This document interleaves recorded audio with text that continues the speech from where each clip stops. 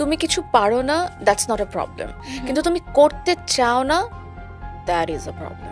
ছোট পর্দার জনপ্রিয় অভিনেত্রী সাফা কবির টেলিভিশনের পাশাপাশি ওটিটিতেও কাজ করছেন, যদিও বড় পর্দায় এখনো পা রাখেননি। প্রায় এক যুগের ক্যারিয়ারে অনেক দর্শকপ্রিয় কাজ উপহার দিয়েছেন তিনি, কাজের স্বীকৃতি স্বরূপ পুরস্কারও পেয়েছেন। তবে সাফা কবির তার একটি গোপন খবর প্রকাশ করলেন।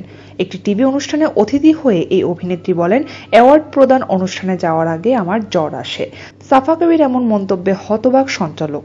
কিন্তু এমনটা কেন হয়? জবাবে সাফা কবির বলেন, কতগুলো স্টার, কতগুলো মানুষের সঙ্গে দেখা হবে, আমার লিটারেলি জ্বর আসে। বিশ্বাস করো ভাইয়া, আমি খুবই নার্ভাস থাকি, খুবই চিন্তিত থাকি। অ্যাওয়ার্ড শো এর কয়েক মাস আগে থেকে সাধারণত তারকারা পোশাক প্রস্তুত করে থাকেন, অনুষ্ঠানের দিন সকাল থেকে মেকআপ নিতে থাকেন, অথচ তোমার জ্বর আসে? সঞ্চালকের এই প্রশ্নের জবাবে সাফা কবির বলেন, আমি উচ্ছ্বসিত থাকি, পাশাপাশি আমার জ্বরও আসে।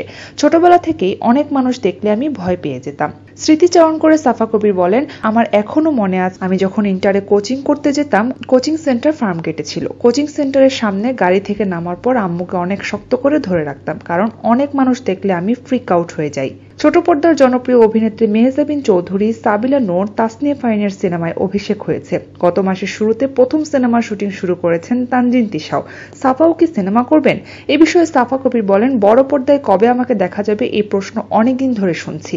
আমিও নিজেকে সিনেমায় দেখতে চাই, কিন্তু এখন একটু ভয় হয়। সাম্প্রতিক সময়ে নাটকের অনেক ভালো ভালো অভিনেত্রী সিনেমা করছে, তবে তাদের কিছু মানুষ নাটকের নায়িকা বলে কটাক্ষ করছে। এ ধরনের মন্তব্য আমাকে নিরুৎসাহিত করছে।